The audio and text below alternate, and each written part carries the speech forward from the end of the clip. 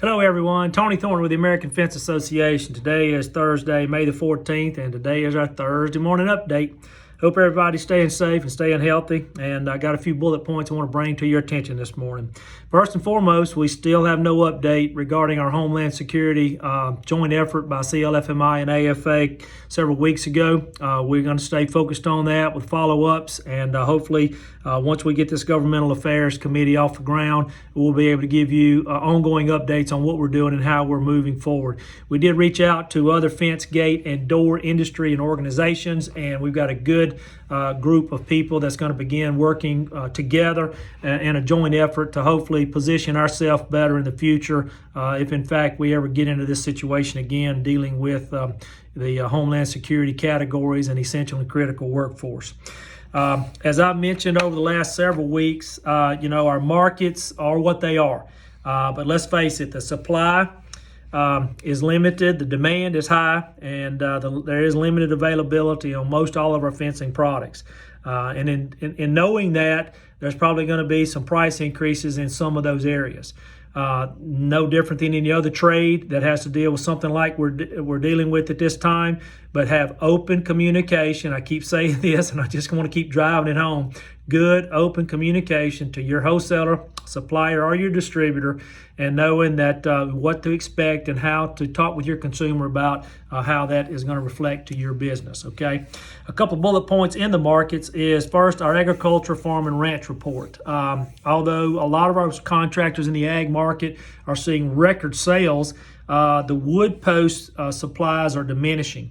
And the reason that the wood post supplies are diminishing is because of the wet spring, the timber not being able to be cut, dried, treated, and those type things. So it's a challenge on our ag market for the round post and other posts that are used for framing and bracing and those type things.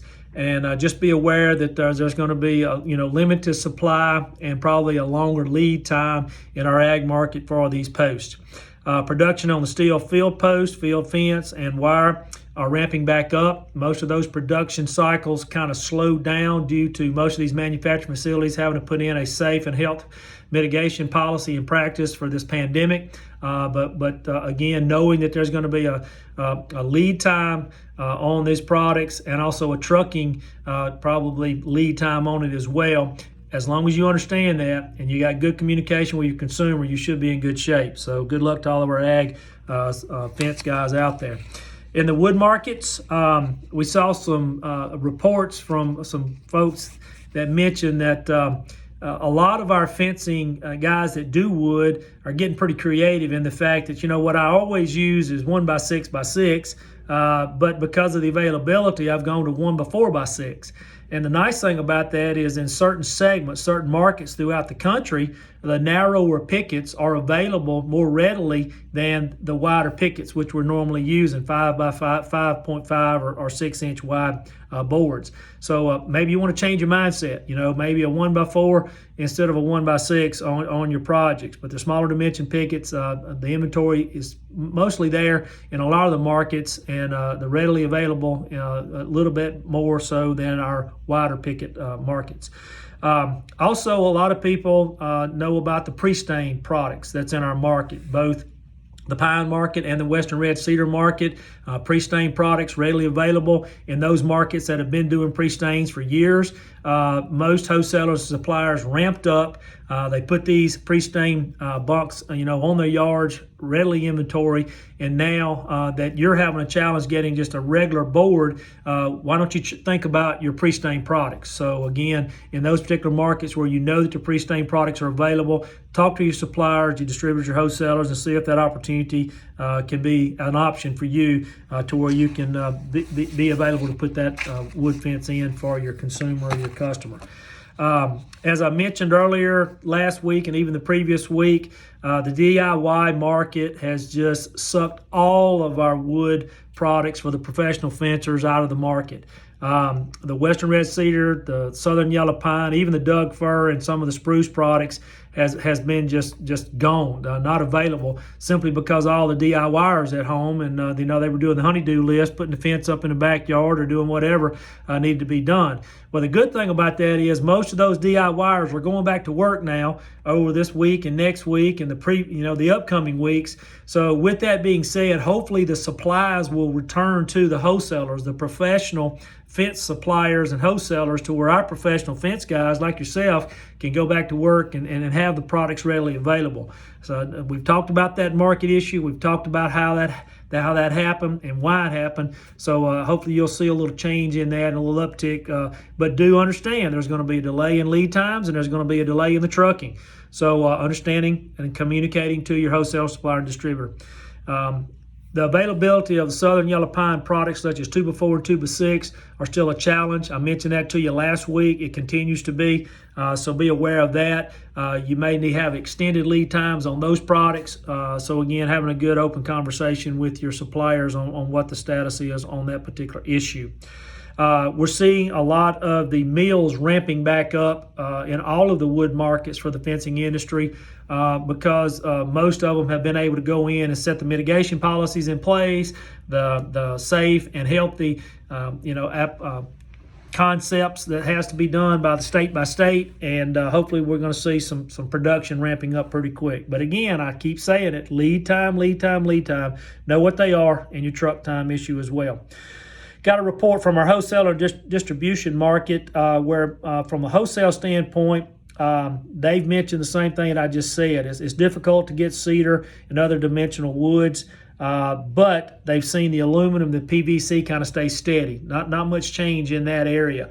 So availability on most of those products are there, and especially the chain link and the metal, the steel piping and those type things, because most wholesalers and distributors ramped up their inventory, getting ready for the summer months. Then this pandemic hit, and now all of a sudden, nobody's hardly doing anything other than essential and critical. So this product is on the yard in most places.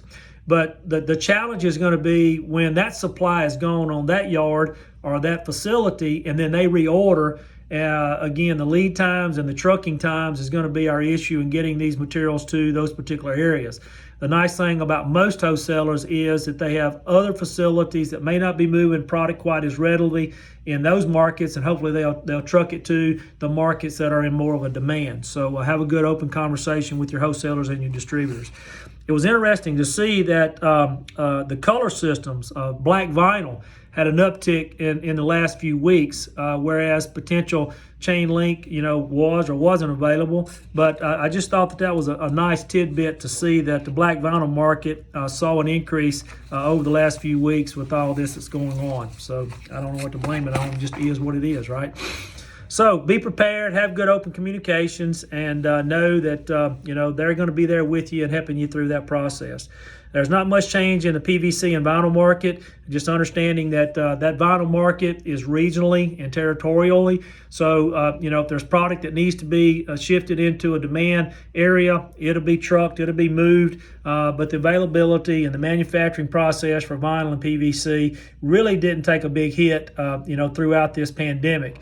So just know that those products should be available. But if any special order products, know what your timelines are and those type things. I want to also talk to you today about your payroll protection program. It's so important for you to understand what that program's about. And I mentioned to you when we first introduced the PPP to you several weeks ago that this is for business use only.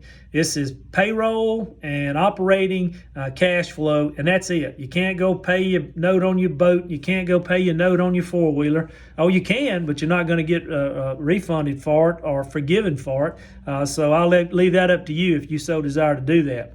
But know that to maximize your forgiveness, okay, through your banking establishment, that the funds must be used within an 8-week period that commenced on when the loan was dispersed. So if it was provided to you on May the 8th, you've got basically 8 weeks to use this money, and you've got to use it wisely. 75% of the funds must be used for eligible payroll costs, and the other 25% is used for eligible non-payroll costs.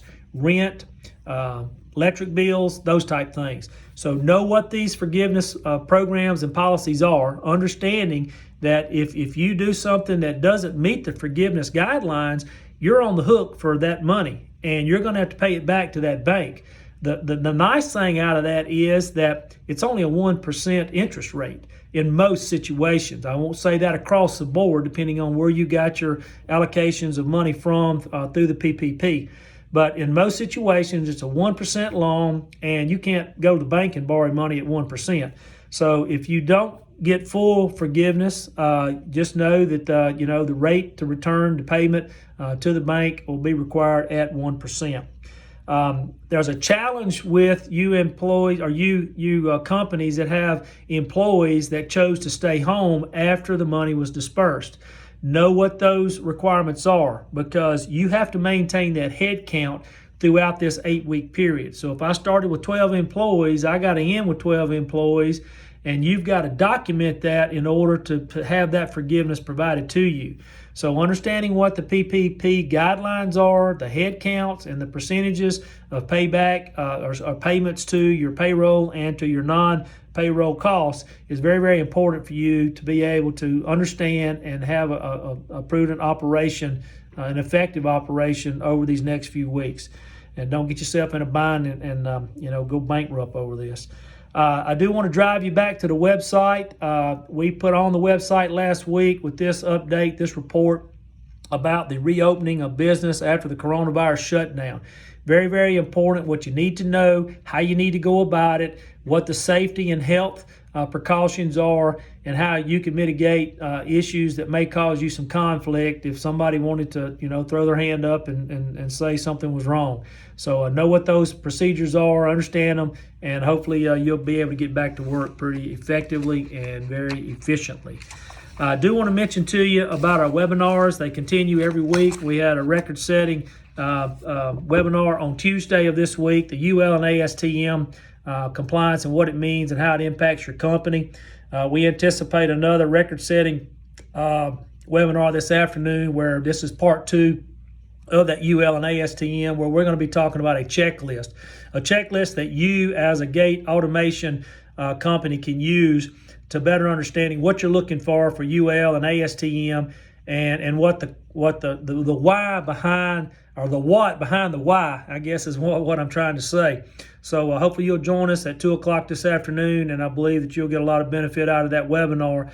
And look at the webinar schedule, because there's a lot of great business webinars that's going to be occurring over the next several weeks, and we hope that you will take time to take advantage of all of those. Okay, so as always, let's continue to be safe, stay healthy, stay focused, and continue being that leader. We've seen a tremendous amount of great leadership over the last several weeks, and I just commend you for that, because I'm seeing the emails, I'm talking to you on the phone, I'm seeing some of your challenges, but I'm also seeing how you overcome those challenges. And as I mentioned over the last several weeks, that as a leader, your family, your employees, and your company are demanding it. And I just appreciate the robust and hardworking, fence industry professionals that we have. And as always, if you need me, please reach out to me, 972-533-3658, or the email, Tony@AmericanFenceAssociation.com. So y'all have a great day. God bless, and y'all have a good one.